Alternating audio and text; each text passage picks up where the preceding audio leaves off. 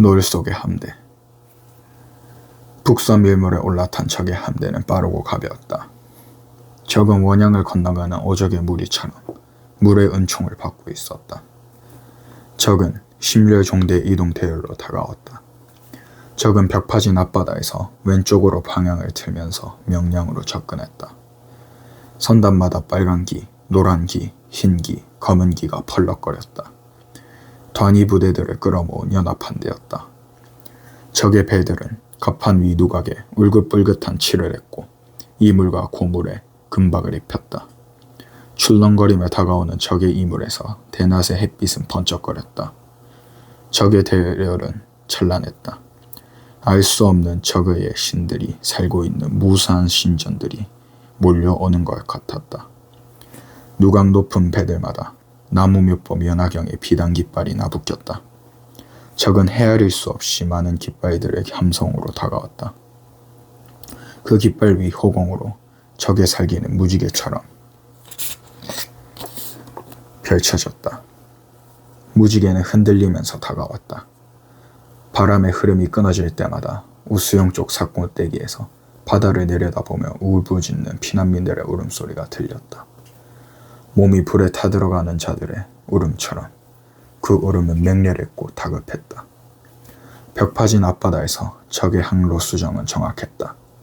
적들은 흰 색동에 뒤덮여 또렷한 석도의 봉우리와 멀리서 칼날처럼 치솟은 진도 금골산 정상을 향해 항해 진표로 삼아 정확히 방향을 틀어 명량동 쪽 어기로 들어왔다.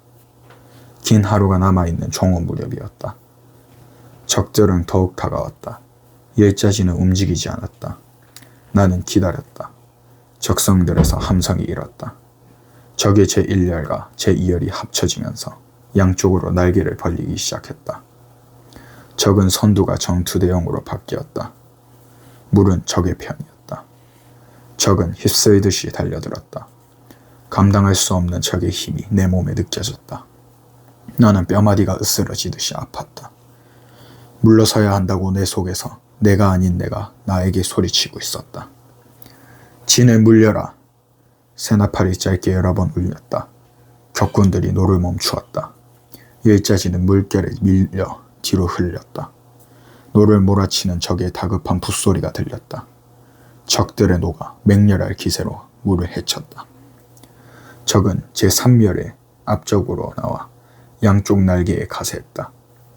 해협이 좁아 적의 날개는 폭이 넓지 못했다.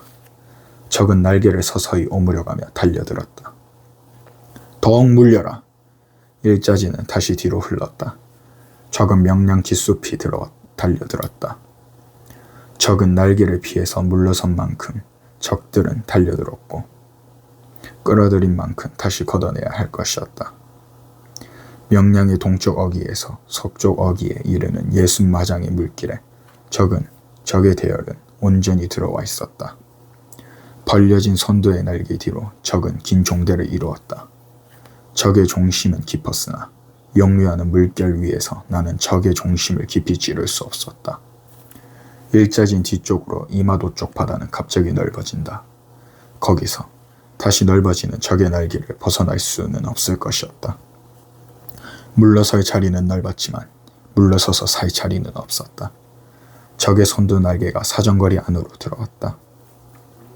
북섬 일물은 기세를 죽이기 시작했다.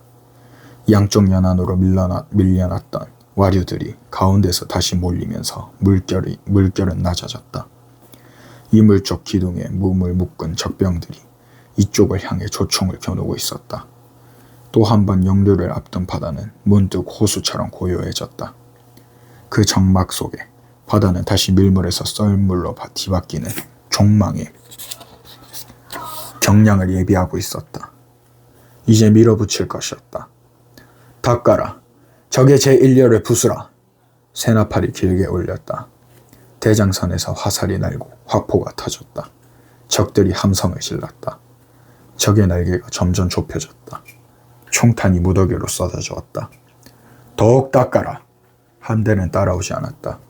종궁장 김영환과 거제 헐령완이는 2마장 정도 뒤로 물러서서 다만 고요한 바다에 떠 있었다. 노조차 움직이지 않았다. 베어야 했으나 배를 돌릴 수 없었다. 적의 날개는 연안 쪽에서 빠르게 좁혀들고 있었다.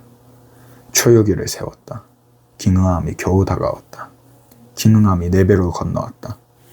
깅응함의 배 자연에서 적탄에 맞은 사부 2명이 물속으로 꼬꾸라졌다.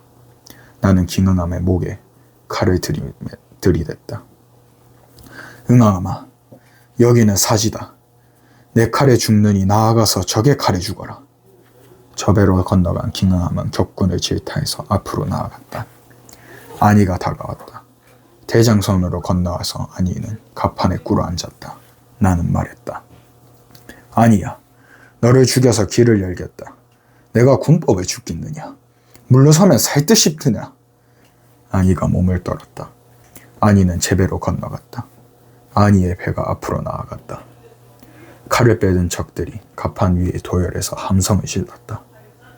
칼을 든 적들은 월성 공격을 준비하고 있었다. 적의 갈고리가 날아와 배전에 걸렸다. 사부들이 갈고리줄을 걷어냈다. 갈고리는 계속 날아왔다. 적들은 20명씩 조를 짜서 한꺼번에 조총을 쏘아댔다. 총알은 무더기로 날아와 방패에 박혔다. 붙지 마라! 떨어져서 쏴라! 군관들이 배에서 배로 고함쳤다. 적의 왼쪽 날개 끝에서 아니의 배가 포위되었다. 전선 세 척이 아니의 배로 달려들었다. 아니의 우연로가 여러 자로 불러져 있었다. 격군들까지 갑판 위로 올라와 백전으로 기어오르는 적들을 찌르고 베고 돌로 찍었다. 아니의 배에서 임준영은 우연을 맞고 있었다. 임준영은 창으로 백전에 다가오는 적을 찍었다. 적의 머리에 박힌 창끝이 빠지지 않자 임준영은 창을 버렸다. 임준영은 큰 낫으로 아래쪽에서 기어오르는 적의 목을 걷어냈다. 임준영의 팔은 쉴 새 없이 쳐나갔다. 녹아 부러진 아니의 배는 적을 해치고 나오지 못했다. 아니의 그 포위망 속에서 힘이 닿으면 자진할 작정인 듯 했다. 아니는 그 포위망 속에서 힘이 닿으면 자진할 작정인 듯 했다. 아니의 배는 위태로웠다. 나는 아니의 배 쪽으로 다가갔다. 아니는 한마장쯤 왼쪽에 있었다. 전선 한 척이 아니의 고무를 부수고 있었다. 총통의 조준을 적선의 우연 아래쪽으로 집중시켰다. 적선은 기우뚱했다. 선체에 구멍이 뚫리면서 적선은 왼쪽으로 기울기 시작했다. 적의 노졸들이 노를 버리고 갑판 위로 뛰어나왔다. 불화살 30여 대가 적선에 꽂혔다. 적선의 갑판과 선실에서 불길이 넘실거렸다. 적의 돋폭에도 불길이 일었다. 물 위로 뛰어내린 적병들이 부서진 널빤지에 붙어서 아니의 배로 덤벼들었다. 적들은 너무 많았다. 내가 가진 화살과 포환의 숫자보다도 적들은 훨씬 더 많았다. 장흥백성 정명설과 해남백성 오극신이 아들들을 배에 태우고 싸움의 한복판으로 들어왔다. 그들의 배는 어선이었다. 그들은 가병으로 일자진 뒤쪽 후방에 배치해둔 어선들이었다. 오극신은 내 대장선의 자연 쪽을 막아섰다. 오극신은 물 위에 떠서 대장선 쪽으로 접근하는 적병들을 돌로 찍어냈다. 아비가 노를 잡고 아들이 돌로 찍었다.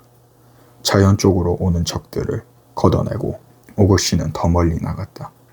오극신이 적선에 다가갔을 때 칼을 빼는 적병 둘이 오극신의 배로 뛰어내렸다.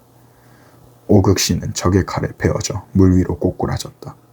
오극신의 아들이 아비를 벤 적병의 머리를 돌로 찍었다.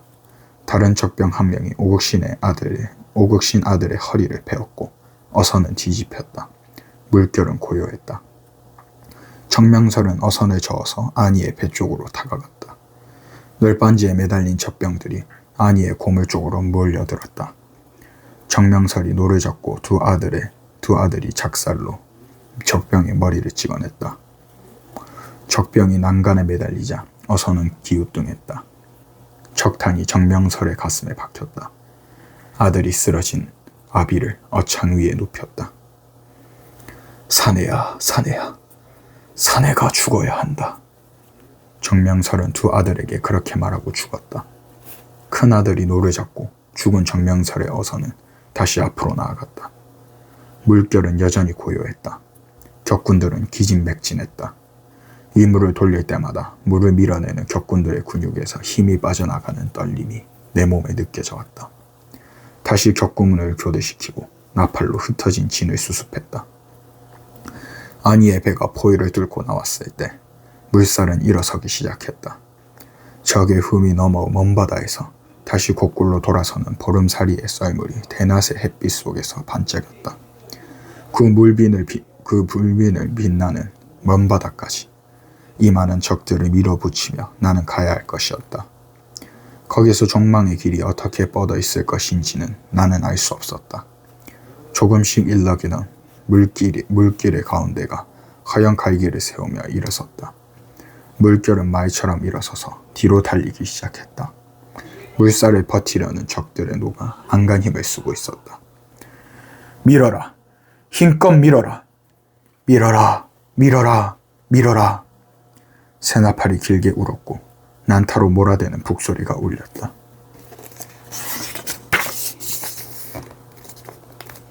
화살과 포환이 날아갔고 적의 총탄이 무더기로 날아왔다. 적의 선두가 주춤거리며 뒤로 밀리기 시작했다. 밀집 대형을 이룬 적의 대열이 거꾸로 흐르는 역류에 휩쓸리면서 서로 부딪혔다. 적선들의 노가 무서히 부서져 나갔다. 노가 부서진 적선들은 방향을 돌리지 못하고 뒤로 밀렸다. 밀리는 적들은 점점 더 좁아지고 빨라지는 역류의 물길로 들어서고 있었다. 더욱 밀어라! 멀리 쏴라! 불화살이 멀리 날아갔다. 중위 이후의 먼 적선들에서 연기와 불길이 쏟았다. 뒤로 밀리는 적선들이 불타는 적선과 부딪히면서 깨어져 나갔다. 적병들은 물 위로 뛰어내렸다. 녹진 앞바다는 명량의 가장 좁은 멱통이었다. 거기서 적의 밀집 대형은 아수라로 뒤엉켜 뒤로 흘렀다. 적의 뒤가 나의 앞이었다. 적의 후미를 깨뜨릴 수만 있다면 뒤로 밀리는 적은 깨어진 적의 쓰레기에 부딪혀 깨질 것이었고 그 쓰레기에 또 다른 적선이 부딪힐 것이었다. 다가가라. 다가가서 멀리 쏴라. 물 위로 뛰어내린 적병들은 헤엄치지 못하고 물결에 휩쓸렸다. 폐사된 물고기 떼처럼 적병들은 바다를 가득 메우고 떠나려갔다. 사부들은 물 위로 쏘지 않았다. 녹도만호 송요정은 내 왼쪽 열마장 너머에서 뒤로 밀리는 적의 3층 누각선을 붙잡아 족치고 있었다. 3층 누각에 금박과 당총을 입혔고 수많은 깃발이 펄럭거렸다. 송여정은 누각에 불을 질러놓고 적선의 왼쪽으로 화력을 집중시켰다. 반쯤 기운 선체에서 화염이 치솟았다. 그것이 적장 구르시마의 배였다. 구르시마는 죽어서 물 위에 떴다. 구르시마의 시체는 내 배 쪽으로 떠내려왔다. 사부 김돌손이 갈고리를 던져 구르시마의 시체를 건져 올렸다. 갑옷의 상의가 찢어져 나갔고 화살 5대가 등판에 꽂혀 있었다. 성여종이 숨쉬었다. 그는 도깨비 뿔 같은 투구를 쓰고 있었다. 투구를 씌운 채 목을 베었다. 구르시마의 머리를 대전선 독대 꽃대기에 걸고 적의 정면으로 향해 나아갔다. 장저희들의 함성이 일었고 새나팔이 높게 울렸다. 연안의 산꼭대기에서 피난민들의 울부짖음이 들려왔다. 적들은 뒤엉켜서 부서지면서 밀렸다. 나는 일자진으로 밀어붙였다. 녹아 부러진 적선들이 물살 위에서 가랑잎처럼 맴돌며 위로 밀렸다. 연기에 가려 적의 후미는 보이지 않았다. 격군을 자주 교대시켰다. 명량 손쪽 어귀에서 아직도 운전한 적의 후미는 이물을 돌려 달아나기 시작했다. 추격할 수 없었고 화살을 보낼 수도 없었다. 날이 저물고 있었다. 불타는 적선들이 어두워 보이는 수평서 쪽으로 밀려갔다. 살아남은 적들은 저무는 해남 바다 쪽으로 달아났고 죽은 적들의 시체는 연안으로 몰리는 와류에 휩쓸렸다. 헤아릴 수 없이 많은 적이었다. 다시 거꾸로 돌아서는 물살은 북서밀물로 일어서서 목포 쪽으로 몰려갔다. 저물어 오는 바다는 추웠다. 나는 벽파진으로 군사를 물렸다. 거기서 인원을 점검했다. 덜어 죽었고 많이 살았다. 벽파진에는 남겨둔 군량이 없었다. 돌아가자. 마침 물길이 돌아섰으니. 나는 군관들에게 말했다. 함대는 다시 일렬 종대로 펼쳐졌다. 나는 모폭 쪽으로 몰려가는 북서밀물 위에 올라탔다. 죽은 적병의 시체들을 해치고 함대는 북서진했다. 깃발을 내리고 돛을 접었다. 물살이 함대를 목포 앞 안태도까지 데려다 줄 것이었다. 어두워지는 숲으로 새들이 돌아갔다. 목포 쪽 하늘에 붉은 노을이 펼쳐졌다. 해남 쪽 바다에 보름달이 떴다. 돌아가는 함대는 노을 속으로 항진하는 듯 싶었다. 허기진 사부들이 갑판에 주저앉아 마른 미역을 씹었다. 새떼들이 끝없이 배를 따라왔다. 다시 거꾸로 흐르는 북서 밀물 위에서 나는 몹시 피곤했다.